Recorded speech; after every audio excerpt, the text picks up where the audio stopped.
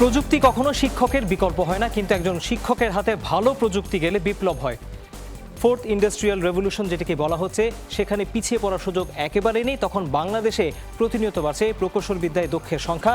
দেশের গণ্ডি পেরিয়ে তারা এখন তাক লাগাচ্ছে বিদেশেও। কিন্তু তাতে কি দেশে প্রযুক্তি শিক্ষার মান বাড়ছে? শিল্পের দরকারি শিক্ষার মেলবন্ধন কবে হবে? আর এই সব প্রশ্নের উত্তর জানতে আজকের দ্য বিজনেস আপনাদের সাথে আছে আমি তৌহিদ হোসেন। দর্শক, এই বিষয়ে কথা বলতে আসছেন যুক্তরাষ্ট্রের Washington university of science and technology এর চ্যান্সেলর এবং প্রযুক্তির প্রতিষ্ঠান পিপল অ্যান্ড টেকের ফাউন্ডার এবং সিইও আবু বকর হানিফ। আসুন তাকে স্টুডিওতে স্বাগত জানাই।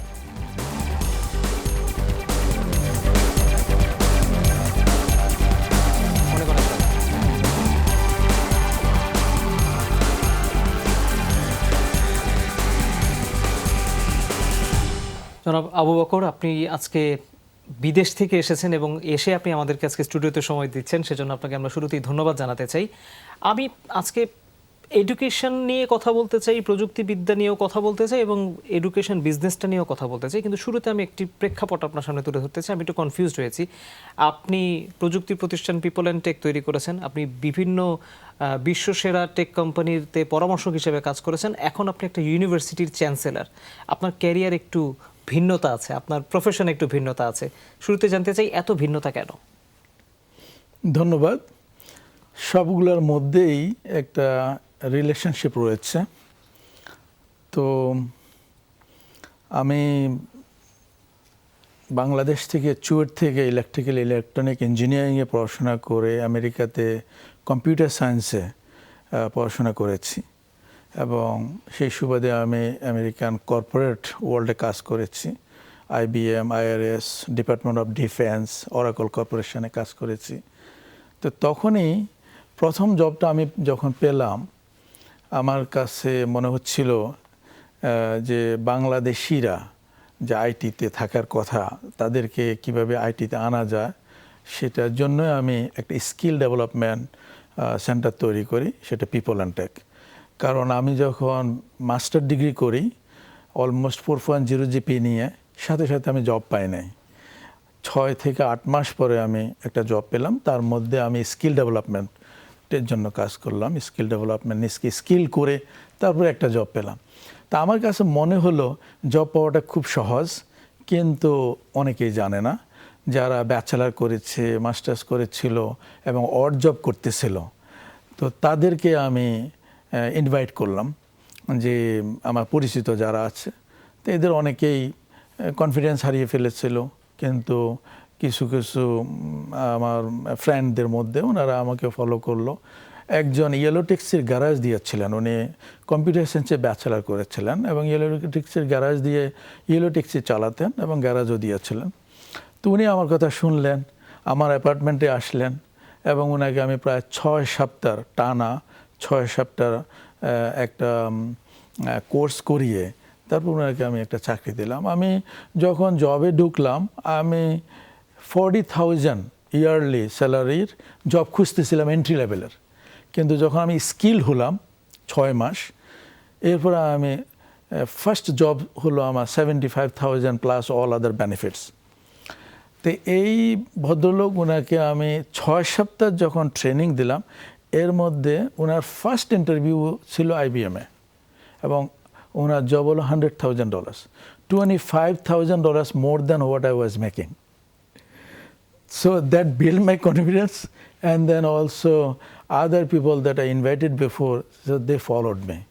এর মধ্যে আমি বাড়ি কিনলাম, বাড়ির বেসমেন্টে রেখে প্রায় 3 শতাধিক বাংলাদেশি তখন ছিল, ওদেরকে আমি আমেরিকান মেইন স্ট্রিমে জব দিলাম। ম্যাক্সিমামেরই কোনো আইটির ধারণা ছিল না। অড জব করতো $10, $15 an hour, $15 means $30,000। কখনো চিন্তা করতে পারি না যে $50,000 to $60,000 বছরে ইনকাম করবে। তাদেরকে আমি $100,000 উপরে জব দিলাম। এইভাবেই আমার এই পিপল অ্যান্ড টেকের যাত্রা শুরু এবং সেখান থেকে প্রায় 10,000 বাংলাদেশি আমেরিকান মেইন স্ট্রিমে 100,000-এর উপরে 6 ফিগার স্যালারিতে চাকরি করে। ইউনিভার্সিটি কেন দিলেন? Very interesting. আমি যখন প্রথম দিকে শুরু করি যে ইমিগ্রেন্ট যারা গিয়েছে, যাদের কোনো আইটিতে কোনো ব্যাকগ্রাউন্ড ছিল না এবং অড জব করছিল, তাদেরকে আমি ইনভাইট করলাম, house wife, restaurant worker, cab driver তারা। কিন্তু পরবর্তীতে যারা ব্যাচেলার করলো, আমেরিকাতে মাস্টার্স করলো, তারাও আবার যোগ দিল। তো তাদেরকেও, তারা হয়তো এন্ট্রি লেভেলের জব খুঁজতেছিল, কিন্তু তাদেরকে আমি 4 থেকে 6 মাসের একটা ট্রেনিং দিয়ে 6 ফিগার্স জব দিচ্ছি, মিড টু সিনিয়র লেভেলের। তা আমার কাছে মনে হলো, by the time a student finish their bachelor degree and master degree, they have $60,000 to $100,000 student loan. Right now, $2 trillion federal student loan, $1 trillion private student loan, so $3 trillion student loan. So in an average, $60,000 to $100,000 student loan নিয়ে যখন একটা লোক struggle করে to get entry level job, then definitely there is some gap. সেই গ্যাপটা আমার কাছে মনে হচ্ছিল যে স্কিল গ্যাপ। আমেরিকাতে দেখেন প্রতি বছর 85,000 H-1Bর মাধ্যমে 85,000 স্কিল ওয়ার্কারকে আমেরিকান গভর্নমেন্ট নিয়ে যায়। Whereas our citizens and green card holder with their bachelors and masters struggling to get entry level job. So আমার কাছে মনে হচ্ছিল যে ইয়াস, সেখানেও স্কিল গ্যাপ রয়েছে, তা না হলে তো বাইরে থেকে আনতে হয় না। আপনি যদি হায়ারিং অথরিটি হন, সিইও অফ এ কোম্পানি হন, আপনি লেটস সে 10 এন্ট্রি লেভেলের এমপ্লয়িকে আপনি হায়ার করলেন, কি করবেন? আপনার রিসোর্স ইউটিলাইজ করবেন, সবচেয়ে ভালো যে এমপ্লয়ি আছে তাদেরকে দিয়ে ট্রেন করবেন, এরপরে স্যালারি দিবেন, and 6 months, after 6 months and 1 year, when you see in one fine morning, আপনার এই যাদেরকে তৈরি করলেন তারা আপনার কম্পিটিটর ওখানে জয়েন করলো, definitely that will lead you to frustration. আপনি তখন এন্ট্রি লেভেল কাউকে হায়ার করার জন্য চিন্তা করবেন। তো basically Monster, Dice, CareerBuilder, even BD job, আপনি দেখবেন কোনো এন্ট্রি লেভেলের অপরচুনিটি নেই, প্রত্যেকেই এক্সপিরিয়েন্স চায়। সেই এক্সপিরিয়েন্সটা কোথায় পাবে? তা আমি ভাবলাম এই স্কিলটাকে এডুকেশনের সাথে অ্যাড করা হচ্ছে না কেন? ট্রেডিশনাল ইউনিভার্সিটিতে যখন পড়াশোনা করে স্টুডেন্ট বের হয় ডিগ্রি নিয়ে, অ্যাকাডেমিক নলেজ নিয়ে, কিন্তু ইন্ডাস্ট্রিতে স্কিল লাগে, এক্সপিরিয়েন্স লাগে, সেটা মিসিং। তো সেটা যদি অ্যাড করে দেওয়া যায় তাহলে degree, skill and job. So আমার ট্রিপল মিশন নিয়ে আমি যখন কিছু ইউনিভার্সিটিকে অ্যাপ্রোচ করলাম যে স্কিলটাকে অ্যাড করে আমি জবের জন্য হেল্প করব, কিন্তু কেউ হয়তো বিভিন্ন রকমের প্রসিডিউর বা হায়ারার্কি বা ওদের অনেক রকমের লিমিটেশনের কারণে ওনারা হয়তো আমার কথা শোনেন নাই। তা আমি ভাবলাম যে একটা ইউনিভার্সিটি করলে কেমন হয়। তো সেখানে আমেরিকাতে একটা ইউনিভার্সিটি করে এটাকে অ্যাক্রেডিটেড করে এটাকে রান করা প্রায় 10 হতে 12 বছরের ব্যাপার এবং অনেক আপনার ইনভেস্টমেন্টের ব্যাপার। তা আমি ভাবলাম যে এক্সিস্টিং কোনো ইউনিভার্সিটি পাওয়া যায় কিনা। তো একটা এক্সিস্টিং ইউনিভার্সিটি পাওয়া গেল, সেটা ধরেন 2008-এ একজন হার্ভার্ড গ্র্যাজুয়েট উনি তৈরি করেছিলেন।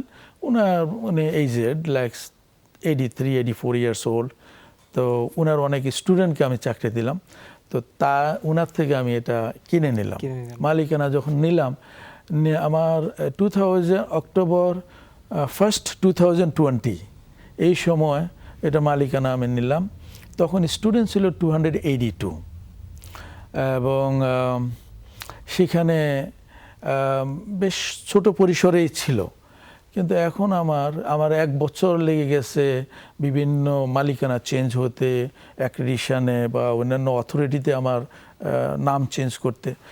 বাকি 2 বছর, গত 2 বছরে আমার এটা এখন প্রায় 700% বেড়েছে, অলমোস্ট 2000 স্টুডেন্ট এখন। তার কারণটা হলো যে আমি ROI-টাকে এনশিওর করছি, রিটার্ন অন ইনভেস্টমেন্টটাকে এনশিওর করছি। একটা স্টুডেন্ট যখন সে টিউশন ফি দেয়, আরও 4 বছর পড়াশোনা করে, তাইলে তার স্বপ্নটা সেখানে থাকে। এরপরে ম্যাক্সিমামে তো ইন্টারন্যাশনাল স্টুডেন্ট, তো ওরা যখন বের হয় তখন গভর্নমেন্ট থেকে স্টেম ক্যাটাগরি হলে 3 বছরের OPT, অপশনাল প্র্যাকটিক্যাল ট্রেনিং, এটার ওয়ার্ক পারমিট দেওয়া হয়। প্রথমে 1 বছর দেয়, তারপর 2 বছর এক্সটেন্ড করে। এই প্রথমে 1 বছরের মধ্যে যদি 90 ডেজের মধ্যে সে যদি একটা জব ম্যানেজ করতে না পারে, 3টা জিনিস ঘটে। হয় তাকে দেশে ফিরে আসতে হবে, অথবা অন্য একটা সাবজেক্টে ভর্তি হতে হবে, অথবা ইলিগেল হয়ে যেতে হবে। কিন্তু আমি যদি স্কিল করি তাহলে তার এই আমেরিকান কর্পোরেট ওয়ার্ল্ডে জব করার একটা সুযোগ পাচ্ছে এবং সেখানে সে এক্সপিরিয়েন্স গ্যাদার করছে, করার পরে সে যদি দেশেও ফিরে আসতে হয়, যদি চলে আসে, তাহলে এই দেশে কন্ট্রিবিউট করার সুযোগ পাচ্ছে, নিজে এন্টারপ্রেনার হচ্ছে, নিজে অন্যান্য বড় বড় কোম্পানিগুলোতে কাজ করার সুযোগ পাচ্ছে। আর যদি আমেরিকাতে থাকে সেখানে সে ওখানে সরাসরি কন্ট্রিবিউট করার সুযোগ পাচ্ছে, H1Bর অপশান পাচ্ছে এবং কোম্পানি যদি তাকে পছন্দ করে তাহলে গ্রিন কার্ড স্পন্সর করছে। তাহলে এই যে আপনার স্কিল ডেভেলপমেন্টের যে গ্যাপটা, মানে creating the replica of work environment into the classroom settings, সেটা আমি করতে পেরেছি। এখনও পুরো করি নাই, বাট করছি। তো এই অবস্থায় আমি দেখেছি যে প্রিন্সটন ইউনিভার্সিটি থেকে, হার্ভার্ড ইউনিভার্সিটি থেকে, George Washington University, even Columbia University থেকে স্টুডেন্ট ট্রান্সফার হয়ে আমার এখানে আসতেছে এবং থাকছে, কন্টিনিউ করছে। একটা প্রশ্ন আমার কাছে এই মুহূর্তে চলেই আসলো মাথায়। আপনি বাংলাদেশে পড়াশোনা করেছেন, এখন আপনি বাংলাদেশের এই প্রযুক্তির পড়াশোনাকে নিশ্চয়ই খুব কাছ থেকেও দেখেন, যেহেতু আপনি বিদেশে এখন ইউনিভার্সিটি পরিচালনা করেন। আমি যদি দুই দেশের শিক্ষার মান এবং গ্রহণযোগ্যতা নিয়ে কম্পেয়ার করতে বলি, আপনি কতটা পার্থক্য আপনি দেখেন, নাকি আমরা মোটামুটি আমার কাছাকাছি মনে আছি? হয় পার্থক্য থাকা উচিত না, because this world is a flat. আপনি আমেরিকাতে যা পাচ্ছেন এখানেও সেই আদলে আপনি পড়াশোনাটাকে করতে পারেন, যদি আপনার ইচ্ছা থাকে এবং যদি আপনি চান, এটা সম্ভব। আমি মনে করব যে অনেক পার্থক্য, বিকজ এখানে আমি ইলেকট্রনিক ইঞ্জিনিয়ারিং পড়েছি, ম্যাক্সিমামে মুখস্থ বিদ্যা, কিন্তু আমি ওখানে যখন মাস্টার্স করেছি আমার কাছে অনেক মুখস্থ করতে হয় নাই, মানে প্রজেক্ট ওরিয়েন্টেড ওয়েতেই আমি শিখতে পেরেছিলাম। ফলত রিয়েল লাইফ যেসব জিনিসগুলো হয় সেই জিনিসগুলো আপনি শিখতে পারতেছেন। তো এবং এই কোর্স কারিকুলাম যেটা, এটা আপ টু ডেট। তো এখন বর্তমান যুগে যেটা হচ্ছে সেটাকে অ্যাডপ্ট করা হচ্ছে, কিন্তু এখানে হয়তো কোর্স কারিকুলামগুলোকে মডার্নাইজ করা বা অ্যাডপ্ট করা, এইটা বোধহয় হচ্ছে কি না সেটা হয়তো দেখতে হবে, সেটা হওয়া উচিত আমি মনে করি। আর একটা জিনিস দেখি যে আমার ইউনিভার্সিটিতে, Washington university of science and টেকনোলজিতে প্রায় 130 ফ্যাকাল্টি মেম্বার্স রয়েছে, বহুত আপনার অ্যাডজাঙ্ক্ট এবং আপনার পার্মানেন্ট মিলিয়ে। তো সেখানে প্রত্যেকটা ফ্যাকাল্টি মেম্বার 4 থেকে 30 বছরের এক্সপিরিয়েন্স, মিনিমাম 4 বছরের ইন্ডাস্ট্রি এক্সপিরিয়েন্স যে সাবজেক্ট পড়াবে। ধরেন ঢাকা ইউনিভার্সিটি থেকে ফার্স্ট ক্লাস ফার্স্ট হলো, বুয়েট থেকে ফার্স্ট ক্লাস ফার্স্ট হলো, আপনি তাকে ওনাদেরকে আপনার প্রফেসর হিসেবে বা ফ্যাকাল্টি মেম্বার হিসেবে নিয়েছেন, নিতে কোনো আপত্তি নাই, ট্যালেন্ট ডেফিনেটলি। কিন্তু ওনাকে যদি এরকম একটা রিকোয়ারমেন্ট দেওয়া হয় যে আপনি ইন্ডাস্ট্রির সাথে অ্যাফিলিয়েট হন বা ইন্ডাস্ট্রিতে কী আছে, ইন্ডাস্ট্রিতে কী রিকোয়ারমেন্ট আছে সেটাকে অ্যাডপ্ট করেন, তাহলে এই আপনি আপনার স্টুডেন্টদেরকে তৈরি করতে পারবেন। কিন্তু সেই সুযোগটা হচ্ছে না। কিন্তু আমাদের ওখানে, আমাদের ইউনিভার্সিটিতে এই ফ্যাকাল্টি মেম্বারগুলো একদম রিয়েল লাইফ। তাহলে তখন কী হবে, তারা নিজেরা প্রজেক্ট তৈরি করতে পারবে, নিজেরা সেই হিসেবে পড়াতে পারবে। ফর এক্সাম্পল আমি বলি, যেমন ট্রেডিশনাল ইউনিভার্সিটিতে আপনি জাভা একটা প্রোগ্রামিং ল্যাঙ্গুয়েজ, সেটা শেখায়। তো শিখালে কী শিখাবে? ছোটো ছোটো সিনট্যাক্সগুলো শিখাবে, ছোটো ছোটো প্রোগ্রামিংগুলো শিখাবে, কিন্তু যখন অ্যাপ্লিকেশান ডেভেলপ করতে দেবে সে অ্যাপ্লিকেশান ডেভেলপ করতে পারে না। তো আমার ইউনিভার্সিটিতে কী হচ্ছে, আমি এই জাভাই শিখাচ্ছি, কোর্স কারিকুলামকে আমি অনার করছি, কিন্তু এটাকে প্রজেক্ট ওরিয়েন্টেড ওয়েতে শিখাচ্ছি, একটা অ্যাপ্লিকেশান তৈরি করে ফেলতেছি, 2টা অ্যাপ্লিকেশান তৈরি করছি। সে তখন কাজে যখন যাবে এই 2টা অ্যাপ্লিকেশানের এক্সপিরিয়েন্স পাচ্ছে। এই ক্যাপস্টোন প্রজেক্টের মাধ্যমে তার এই ফুল লাইফ সাইকেলটাকে আমরা এখানে এনশিওর করছি। ফলত সে কাজে গিয়ে সে ওখানে কমফোর্টফুলি কাজ করতে পারতেছে। একটা ছোট্ট কৌতূহল, তারপর আমরা একটা বিরতি নিব। সেটা হচ্ছে যে যখনই বলা হয় যে প্রযুক্তি শিক্ষা তৈরি হচ্ছে বা প্রকৌশল বিদ্যা শিখছে, এক ধরনের ইকোসিস্টেম তৈরি হয়, একটা এনভায়রনমেন্ট লাগে, পারিপার্শ্বিক সেই সাপোর্টটা হতে হয়। আপনি যেখানে থাকেন সেখানে সেই সুযোগ খুব ভালো মতো আছে আমি জানি। বাংলাদেশে এই পরিবেশটা এখনো তৈরি হয়েছে কিনা আপনি দেখেন কিনা, এক, যদিও এখন আগে থেকে পরিস্থিতি বদলেছে। দ্বিতীয়ত, যারা এই শোতেও বিভিন্ন সময় অতিথি হয়ে এসেছেন, বিভিন্ন ইন্ডাস্ট্রির শীর্ষ ব্যক্তিরা, তারা বলেছেন তাদের প্রতিষ্ঠানে যেই ধরনের দক্ষ লোক দরকার আর যা শিখে আসে বাংলাদেশের এডুকেশন সিস্টেমে, এই দুইটা মিলে না।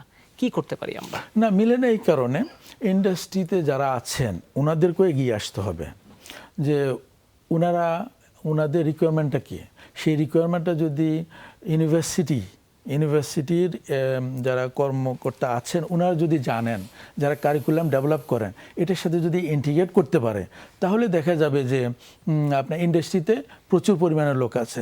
আমাকে কেন এক্সপার্ট জাবার এক্সপার্ট অন্য দেশ থেকে আনতে হবে? আমাকে কেন অন্য দেশে পাঠাতে হবে জাবা শেখার জন্য? আমাদেরকে কেন?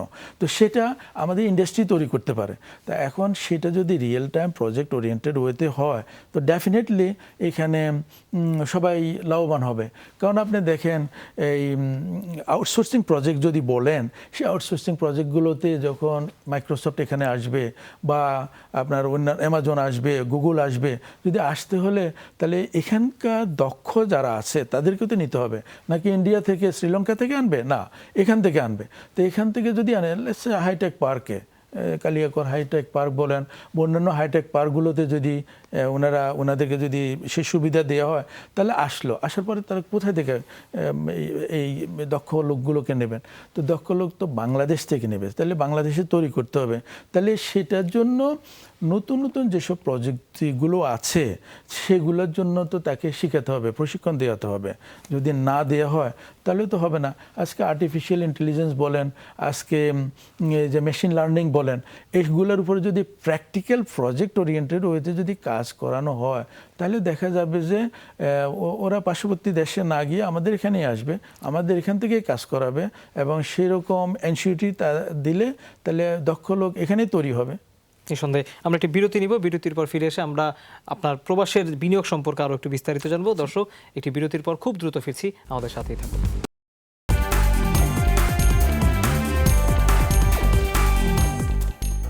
দর্শক, আবারও স্বাগত। আপনারা দেখছেন দ্য বিজনেস। আমাদের সাথে স্টুডিওতে আছেন যুক্তরাষ্ট্রের Washington university of science and টেকনোলজির চ্যান্সেলর আবু বকর হানিফ।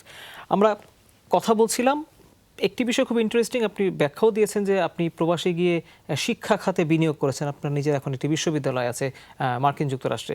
প্রশ্নটি হচ্ছে, এবার একটু অন্য পার্সপেক্টিভে যাই। প্রবাসীরা বাংলাদেশের থেকে গিয়ে যখন সেখানে একটি দীর্ঘ সময়ে চাকরি করার পরেই আমি বলবো, তারপর যখন তারা উদ্যোক্তা হন বা শুরু থেকেই যারা ওখানে গিয়ে বিনিয়োগ করতে চান, তারা আসলে বাংলাদেশের সাথে যদি আমি কম্পেয়ার করি, উদ্যোক্তা হিসেবে আপনি আসলে কতটা সুযোগ সুবিধা ওখানে পাচ্ছেন, এবং আমাদের প্রবাসীদের সার্বিক অবস্থাকে আপনি কিভাবে মূল্যায়ন করবেন যারা বিনিয়োগ করে সেখানে গিয়ে? আমি মনে করি, আমি তো আমেরিকার এক্সপিরিয়েন্সে আমার কাছে আছে, ওখানে আমি ব্যবসায়ী বা এন্টারপ্রেনিউর। আমার কাছে কোনো অবস্টাকল আমি দেখি নাই, বরং প্রত্যেকটা স্টেজে আমি স্মুথ নেস দেখেছি। তো ফলত আমার কাছে খুব সহজ হয়েছে। আপনি কমপ্লায়েন্স মেনটেন করবেন, আপনি গভর্নমেন্টের নিয়মগুলো মেনটেন করবেন, আপনার জন্য আই থিঙ্ক সেখানকার ব্যবসা আপনাকে সাপোর্ট মানে অনেক সুবিধা দেবে আমি মনে করছি আর কি। তো প্রত্যেকটা ক্ষেত্রেই সবার জন্য সমান আমি মনে করি, যে এখানে কোনো অবস্টাকল আমি দেখি না। আরেকটা বিষয়, সেটা হচ্ছে ধরেন এবার আপনি বাংলাদেশে বিনিয়োগ করতে চান বা কোনো প্রবাসী, আমি একটা পরিসংখ্যান সেদিন দেখছিলাম যে আমাদের যারা প্রবাসীরা বিদেশে থাকেন তার একটি বড় অংশ বাংলাদেশে চলে আসতে চান এবং তারা বাংলাদেশে এসে বিনিয়োগ করতে চান। ধরুন আপনাকে এখন সুযোগ দেওয়া হলো যে আপনি বাংলাদেশে বিনিয়োগ করবেন, আপনি প্রপার এনভায়রনমেন্ট দেখেন কিনা, নাকি কোনো চ্যালেঞ্জও দেখেন? আমি তো 2014 সাল থেকে এই আমেরিকা থেকে এখানে সেও ব্যবসা করছি। আমার people and tech institute of information technology প্রান্তপথ গ্রিন রোডে আমার রয়েছে। এখন পর্যন্ত আমি প্রায় $2 মিলিয়ন আমার পকেট থেকে দিয়েছি। আমি ওখান থেকে কোনো লাভ করতে পারি নাই, কোনো টাকা নিতে পারি নাই। তা আমি এটাকে চ্যারিটি হিসেবে মনে করি, কারণ প্রায় 5000-এর উপরে বাংলাদেশি যারা এখানে পড়াশোনা করেছে, চাকরি করে, এখানে হয়তো আপওয়ার্কের মাধ্যমে কাজ করে অথবা লোকালি কাজ করে, অথবা অনেকে এমনও দেখেছি প্রায় 400 to 500 উদ্যোক্তা আমরা তৈরি করেছি। উদ্যোক্তা কীভাবে? যেমন একজনকে জব দিলাম, আপওয়ার্কের মাধ্যমে সে জব পেলো, পাওয়ার পরে দেখা গেলো সে ভালো কাজ করছে কিন্তু সে একা সামলাতে পারছে না, সে তো আরও 8-10 জনকে আমার এখান থেকে হায়ার করলো এবং সে এখন উদ্যোক্তা হলো এবং কোম্পানির মালিক হলো এবং তার ইনকাম হয়তো 8 থেকে 10 লাখ টাকা ইনকাম করছে। তো এটা আমার স্যাটিসফ্যাকশন, যে I am trying to give something back. Like so এখন আমি যদি এখানে ইনভেস্ট করতে চাই, আরও বড় পরিসরে ইনভেস্ট করতে চাই, আমি দেখব যে সেই ইনভেস্টমেন্টটা তো আমার ডেফিনেটলি আমেরিকা থেকে আসবে, সেই ইনভেস্টমেন্ট আমি নিয়ে যেতে পারবো কিনা, বা এইখানে আমি যেসব অবস্টাকলগুলো আছে এটাকে ইজিলি আমি এটাকে রিজলভ করতে পারবো কিনা, সেই কনফিডেন্স যদি আমার থাকে তাহলে তখনই তো আমি এখানে আরও বেশি ইনভেস্ট করব। আমাদের দেশে এখন বলা হয়, সরকারের তরফ থেকেও বারবার বলা হচ্ছে যে তৈরি পোশাক বা গার্মেন্টসের পরে বাংলাদেশের নেক্সট এক্সপোর্টের যে প্রোডাক্ট বা সার্ভিস হবে সেটা হবে আইসিটি সার্ভিস, যে কারণে আমাদের এখন ফ্রিল্যান্সিং বা আউটসোর্সিংয়ে এত ছেলেমেয়েরা এসে কাজ করতেছে এবং নতুন নতুন ওয়ার্কফোর্স প্রতিনিয়ত তৈরি হচ্ছে। আপনার কি মনে করেন আসলে এত বড় পটেনশিয়াল বাংলাদেশের কি আছে? আমরা $1 বিলিয়ন প্রায় বাজার তৈরি করতে পেরেছি, আরও বড় আসলে কত বড় আমরা কনসিডারিং দ্য ফ্যাক্ট আমাদের প্রতিবেশী দেশের বাজার আমাদের থেকে প্রায় 100 গুণ বা তারও বেশি বড়, ওরা পারছে এত দ্রুত, আমরা কেন এখনো হুট করে পারছি না? আমরা পারবো। মেধার তুলনায় মেধার দিক দিয়ে আমরা কোনো অংশে কম না। ফর এক্সাম্পল, আমি যে 10,000 লোককে আমেরিকান মেইন স্ট্রিমে জব দিয়েছি, এরা কিন্তু প্রথম জব এর আগে আইটিতে জব করে নাই, কিন্তু তারা কম্পিট করছে যারা 7, 8, 10 বছর কাজ করে এসেছে ইন্ডিয়া থেকে H1B-তে, তাদের সাথে কম্পিট করে টিকে আছে এবং ভালো করছে। তো কাজে ডেফিনেটলি মেধার দিক দিয়ে আমি মনে করব না যে বাংলাদেশিরা পিছিয়ে আছে, বাট এখানে কিছুটা আপনার উদ্যোগের প্রয়োজন, প্রপারলি যে এদেরকে স্কিল করে যে এদেরকে যদি গাইড করা যায় তাহলে সম্ভব। ফর এক্সাম্পল, যেমন আমাদের আইটি পার্কগুলো রয়েছেন, কালিয়াকর, আরও বিভিন্ন আইটি পার্কগুলো রয়েছেন, কিন্তু সেখানে হয়তো কিছু সুযোগ সুবিধা বাড়াতে হবে। ইন্ডিয়াতে আমার 2টো অফিস আছে, গুরগাঁও এবং নয়ডা। তো সেখানে আমি দুইটা আইটি পার্কে আমার 2টো অফিস এসে আমি দেখেছি যে রাতের বেলা মেয়েরা কীভাবে কাজ করে, কীভাবে ট্রান্সপোর্টেশন ফ্যাসিলিটি, কীভাবে আশেপাশে স্কুল কলেজ আছে। ফর এক্সাম্পল, গুগল বা অ্যামাজন এখানে আসলো, তো তারা কালিয়াকরেই গেল, কিন্তু সেখানে আশেপাশে যাদেরকে এখানে হায়ার করবে তারা তো ডেফিনেটলি হাই অ্যান্ডের স্কিল পিপল, রাইট? তো ওরা ওখানে যখন কালিয়াকরে যাবে বা ওইসব আইটি পার্কগুলোতে যাবে, ওখানে বসবাস করবে, তাদের জন্য, তাদের ছেলে মেয়েদের জন্য ভালো স্কুল কলেজ ব্যবস্থা আছে কিনা, ট্রান্সপোর্টেশনের ব্যবস্থা আছে কিনা, 24 আওয়ার্স কাজ করার ব্যবস্থা আছে কিনা, বা হয়তো ঢাকার সাথে সে কানেক্টিভিটি আছে কিনা, বা হেলথ কেয়ার সিস্টেমের ব্যবস্থা আছে কিনা, এইসব জিনিসগুলোকে যদি কনসিডার করে আপনার দেখা যায়, তাহলে দেখা যাবে যে আপনার বাইরের কান্ট্রির, বাইরের যে দেশের যে ফরচুন 100 কোম্পানি, ইভেন ফরচুন 500 কোম্পানিগুলো এখানে এসে আপনার করতে পারবে। ফলত আমাদের কী হবে, এই 3টা ইকোনমিক স্তম্ভের উপর আমাদের দেশ দাঁড়িয়ে আছে: এগ্রিকালচার, গার্মেন্টস অ্যান্ড আপনার রেমিটেন্স। সেখানে আমাদের প্রধানতম স্তম্ভ হতে পারে আইটি। কেমন, এই আইটির অনেক সম্ভাবনা রয়েছে। সরকার অনেক গত 8-10 বছর ধরেই স্কিল্ড ওয়ার্কার তৈরি করার জন্য চেষ্টা করতেছে এবং করেছে। তো যার ফলত আপনি অনেক রেমিটেন্স আপনি এখন পাচ্ছেন, অনেকেই এখানে বসেই প্রচুর পরিমাণে আপনার ইনকাম করছে, সেখানে আনছে। সেই আপনার ইনকামটা যাতে বাংলাদেশে আনতে পারে, সহজে আনতে পারে, সেই ব্যবস্থা যদি করতে পারে তাহলে আমার মনে হয় খুব ভালো হবে। গভর্নমেন্ট এখন যেটা করছেন, বেসিক্যালি যারা ব্যাচেলার করে বা মাস্টার্স করে এরপরেই স্কিল ডেভেলপ করে, কিন্তু অ্যাকচুয়ালি স্কিল ডেভেলপমেন্টটা যদি ব্যাচেলার এবং মাস্টার্সের সাথে যদি ইন্টিগ্রেট করে দেওয়া যায় 3rd ইয়ার বা 4th ইয়ারে, তাহলে ওরা বের হওয়ার সাথে সাথে অথবা বের হওয়ার আগে থেকে কাজ করা শুরু করে দিতে পারে। আপনার ধরেন almost 170 university, public and private university রয়েছে। তো এখান থেকে প্রতিনিয়ত প্রচুর পরিমাণে গ্র্যাজুয়েট বের হচ্ছে, কিন্তু ম্যাক্সিমামে আমরা দেখি যে বিসিএসের জন্য তারা প্রস্তুতি নেয়। এখন দেখে যে ডাক্তার, ইঞ্জিনিয়ার, ওনারা হয়তো পুলিশ অফিসার হচ্ছে, ওনারা হয়তো ফরেন সার্ভিসে যাচ্ছেন, কিন্তু সারা জীবন ডাক্তারই পড়াশোনা করেছে।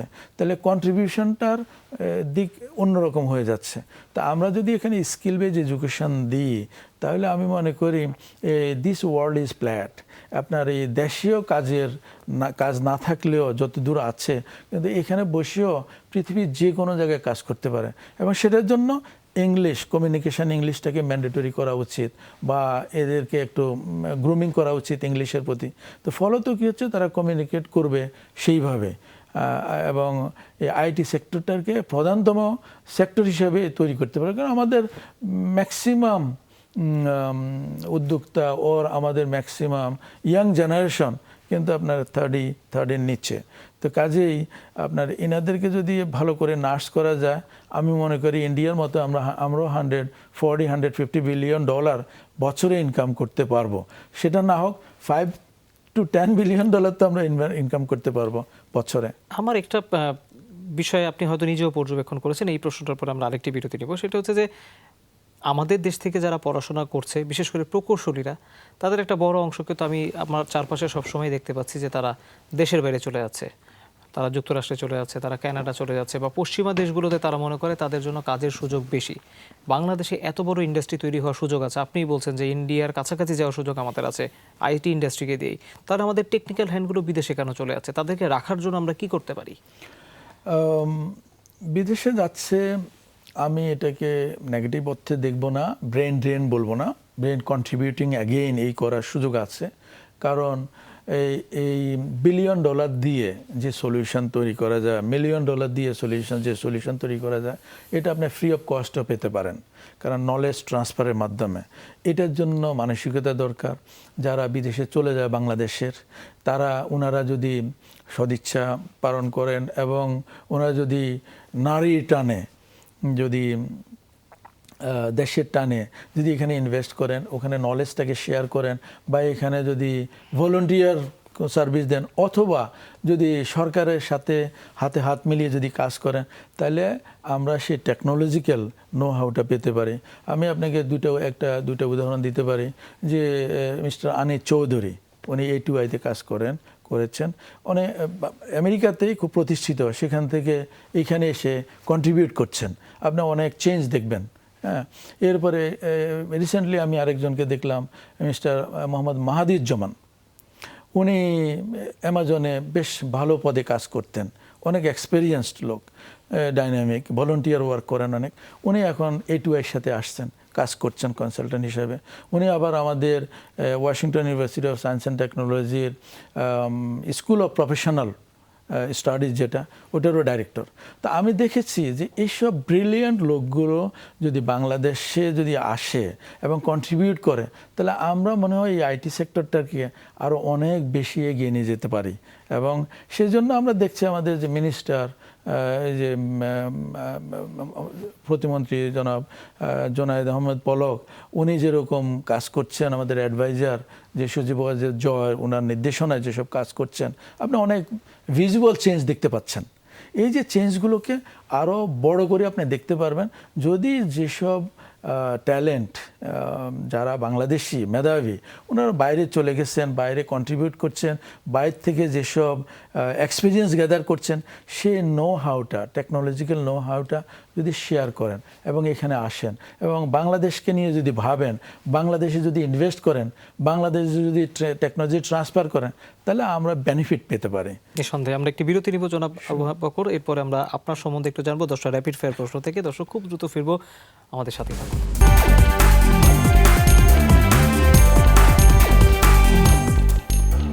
আবার স্বাগত, আপনারা দেখছেন দ্য বিজনেস। আমাদের সাথে স্টুডিওতে আছেন যুক্তরাষ্ট্রের Washington university of science and টেকনোলজির চ্যান্সেলর জনাব আবু বকর হানিফ। আমরা বলছিলাম 10টা র্যাপিড ফায়ার প্রশ্ন করবো, এগুলো যারা নতুন প্রজন্ম তারা আপনার কাছ থেকে জানতে চাই।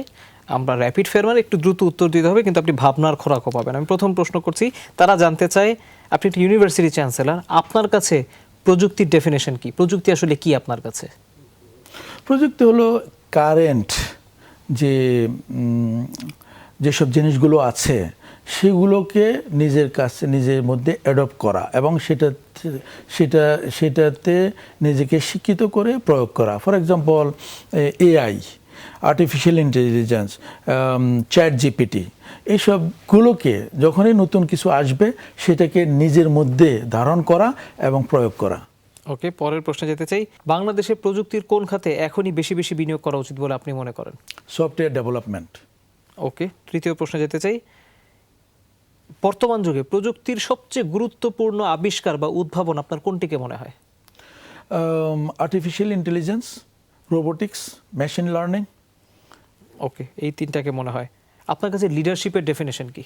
চতুর্থ প্রশ্ন। লিডারশিপ হলো নিজে করে দেখানো, নিজে এক্সাম্পল হওয়া, যাতে করে অন্যরা সেই লিডারকে ফলো করবে। তারা জানতে চায়, পঞ্চম প্রশ্ন, বিজনেসের গ্রেট আইডিয়া কিভাবে পাওয়া যায়? অভিজ্ঞতা থেকে, মিন্স কাজ করবে, কাজ করে থিঙ্ক করবে, সেখান থেকে এক্সপেরিয়েন্স গ্যাদার করার পরে তারপরে সে সেটাকে কাজে লাগাবে। ওকে, পরের প্রশ্ন, এটা আমিও জানতে চাই, পার্সোনাল এবং প্রফেশনাল লাইফে ব্যালেন্স করা সবচেয়ে সহজ কৌশল কি? ডিসিপ্লিনটা ইম্পর্ট্যান্ট, এবং আগে থেকে চিন্তা ভাবনা করা যে কি আসছে। যে ফর এক্সাম্পল আমি মনে করি যে পার্সোনাল লাইফে কিছু কিছু জিনিস আছে, প্রায়োরিটি দিতে হবে, সেটাকে সবসময় নজর রাখা। ধরেন আপনার ছেলে মেয়ে আছে, ছেলে মেয়েদেরকে মনে করতে হবে যে ইয়েস আমার ওয়াইফ আছে, সেটা একটা ইম্পর্ট্যান্ট। তাহলে সেটাকে যদি আপনি প্রায়োরিটির মধ্যে রাখেন, তাহলে আমার মনে হয় না অসুবিধা হবে। ওকে, পরের প্রশ্ন যেতে চাই, আগামীতে কর্মী নিয়োগের বড় ফ্যাক্টর কোনটি হবে, স্কিল নাকি ডিগ্রি? স্কিল। ডিগ্রি না হলেও চলবে? ডিগ্রি ছাড়াও চলে। ওকে, পরের প্রশ্ন যেতে চাই, আনসার্টিনিটি বা অনিশ্চয়তা নিয়ে প্রস্তুতির সবচেয়ে ভালো কৌশল কি? যে যে যে ব্যবসাটা করবে সেটা সম্পর্কে তার ম্যাক্সিমাম নলেজ থাকা, যে সে কোন দিকে ব্যবসাটা নিচ্ছে, অর্থাৎ না জেনে কোনো ব্যবসা শুরু করা উচিত নয়। ওকে, নবম প্রশ্ন, আপনি ছোটবেলায় কি হতে চেয়েছিলেন? পাইলট। কেন হলেন না? সুযোগ পাইনি।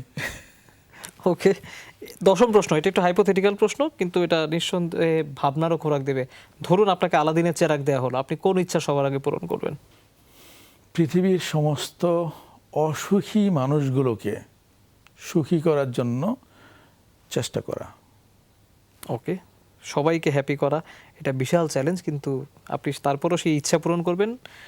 আমার ধারণা যারা র্যাপিড ফায়ারের জন্য আপনাকে প্রশ্নগুলো পাঠিয়েছিল তারা তাদের সেই উত্তরগুলো পেয়েছে। এবার আবার একটু বড় প্রশ্নের দিকে যাই, আমরা অনুষ্ঠানেরও শেষ পর্যায়ে। একটা আলোচনা বাংলাদেশে প্রায় হয় ইদানিং, আপনিও বলছিলেন যে আগামীতে হয়তো স্কিল বেশি লাগবে, ডিগ্রি না হলেও চলবে। ওখান থেকে যদি আমি বড় প্রশ্নে যাই, অনেকে বলেন যে সবাই আসলে কেন গ্র্যাজুয়েশন করে, সবাই কেন কারিগরি শিক্ষার দিকে যায় না, যেটা নিয়ে অন্য অনেক দেশ অনেক বেশি কারিগরি শিক্ষা দিয়ে এগিয়ে গিয়েছে। তাদের হয়তো সবাই হয়তো সেরকম সার্টিফিকেট, মানে কি বলবো, হোয়াইট কলার জবের জন্য অর্জন করেনি, তারা কারিগরি দক্ষতাটা বাড়িয়েছে। বাংলাদেশের জন্য আসলে কোনটা বেশি জরুরি বলে আপনি মনে করেন? আমি মনে করি skill base education. For example কারিগরি শিক্ষা যেটা বললেন, পলিটেকনিক হতে পারে, সেখানে হতে পারে, সেখানে ব্যাচেলার ডিগ্রি মাস্টার ডিগ্রি না হলেও চলে। ইভেন ব্যাচেলার এবং মাস্টার যদি থাকে সেখানেও স্কিল দরকার হয়। তো কাজে স্কিলটা number one, no matter what where you stay, if you want to be successful. আপনার কাছে কি মনে হয় এক পেশায় পড়াশোনা করে আরেক পেশায় যাওয়া উচিত, মানে একটা বিষয়ে পড়াশোনা করে আরেকটা বিষয়ে যাওয়া উচিত? যদি অনেকে আছে, অনেকে যায়, অনেকে হয়তো একটা সাবজেক্ট পড়াশোনা করলো, সেই সাবজেক্টের উপর তার ইন্টারেস্ট নাই, যে সাবজেক্টে তার ইন্টারেস্ট আছে সেখানে যেতে পারে, আমার অসুবিধা নাই। কিন্তু হয়তো দেখা গেলো ওই সাবজেক্টে সে চাকরি পাচ্ছে না, বাধ্য হয়ে যেতে হচ্ছে, তো সেটা আমি ডিসকারেজ করি। কিন্তু আরেকটি বিষয় বাংলাদেশে এখন যেটা তৈরি হয়, আপনি যেহেতু বাংলাদেশের শিক্ষা খাত নিয়ে ভাবেন, এই মুহূর্তে বাংলাদেশের প্রযুক্তি বা প্রকৌশল বিদ্যায় কোন জিনিসটি সবার আগে মানে নিশ্চিত করা দরকার? আমরা তো এখনও শুনি যে বিশ্বে যেই ধরনের পড়াশোনাগুলো করানো হচ্ছে, আমরা শুধু শিখছি কিন্তু কারিগরি দিকটা দেখতে পাচ্ছি না বা প্রায়োগিক দিকটা দেখতে পাচ্ছি না, যেটাকে আপনি বারবার বলছিলেন যে অ্যাপ্লিকেশন জানতে হবে। এই অ্যাপ্লিকেশন বাড়ানোর জন্য আসলে আমাদের কি করা উচিত এই মুহূর্তে? Again, I am telling you, this world is flat. Means এই বাংলাদেশে বসে আপনি পৃথিবীর কোথায় কি হচ্ছে সব পাচ্ছেন। আপনি এখানে বসে আপনি জানতে পাচ্ছেন হার্ভার্ডে কি পড়াচ্ছে, MIT-তে কি পড়াচ্ছে, স্ট্যানফোর্ডে কি পড়াচ্ছে।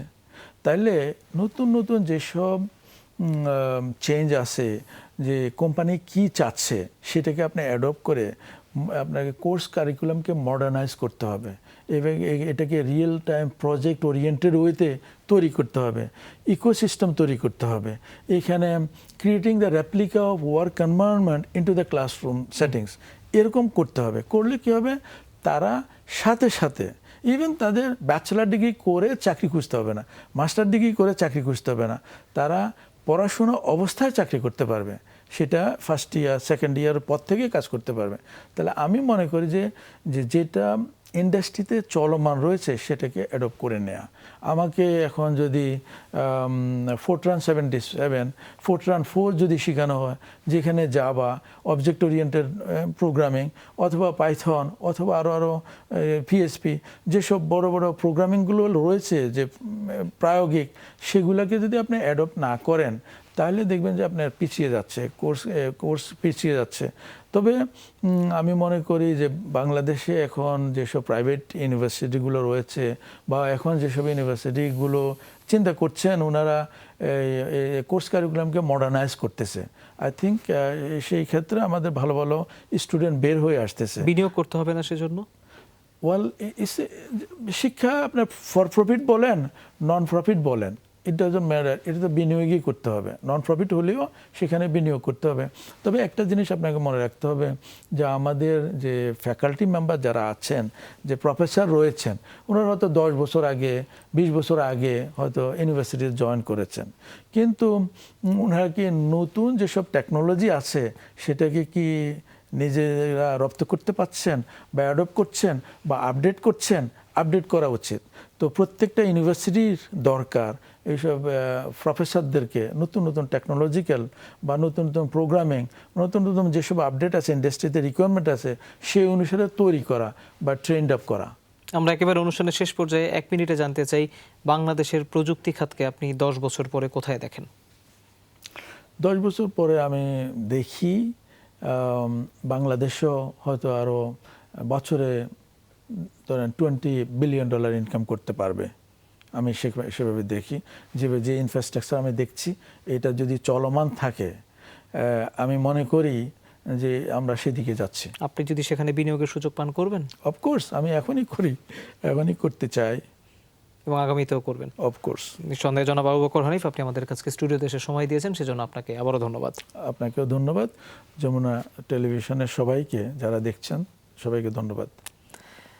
প্রযুক্তি শিক্ষার আসলে কোনো শেষ নেই। আপনি যত শিখবেন, আরও নতুন নতুন উদ্ভাবনের ফলে, আবিষ্কারের ফলে নতুন নতুন কিছু জানার সুযোগ তৈরি হবে এবং সেই গবেষণাগুলো কিন্তু প্রতিনিয়ত বিশ্বে চলছে এবং সেসব গবেষণা বা সেগুলো যেসব প্রযুক্তি এখন বিশ্বে চলে আসে, আগে বাংলাদেশে সেগুলো পৌঁছাতে কিছুটা সময় লাগলো, এখন কিন্তু আমরা সাথে সাথে জেনে যাই।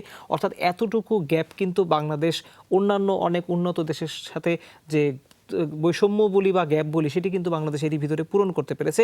এখন যেখানে প্রশ্ন সেটি হচ্ছে দক্ষতা বাড়ানো, যাতে আগামীতে আইটি খাতে যে আমরা $বিলিয়ন, কয়েক $বিলিয়ন যে পণ্য বা সেবা রপ্তানি স্বপ্ন দেখি, সেটি অর্জন করতে গেলে কিন্তু আমাদের অনেক দক্ষ জনশক্তি লাগবে, যাদেরকে তো ঝরে পড়তে দেয়া যাবেই না। তাদেরকে বিদেশে না গিয়ে দেশে কিভাবে তাদের জন্য সুযোগ তৈরি করে আসলে তাদের কর্মক্ষেত্র তৈরি করা যায়, তাদের জন্য ভালো চাকরির কিংবা কর্মসংস্থানের সুযোগ তৈরি করা যায়, সেটি নিয়ে কিন্তু এখন থেকে খুব শক্ত হাতে হাল ধরতে হবে এবং সেটিকে নিয়ন্ত্রণ করতে হবে, ম্যানেজ করতে হবে। তাহলেই আমরা আমাদের অর্থনীতির মেরুদণ্ড শক্তিশালী হবার যে স্বপ্ন দেখি, সেটি আসলে খুব দ্রুত, প্রযুক্তিতে যেমন আলোর গতিতে ছোটে, আমাদের অর্থনীতিও কিন্তু সেই আলোর গতিতে খুব দ্রুত এগিয়ে যাবে। সেই প্রত্যাশা থেকে এই আয়োজন এখানেই শেষ করছি। এতক্ষণ যারা দেখেছেন তাদের সবাইকে অনেক ধন্যবাদ।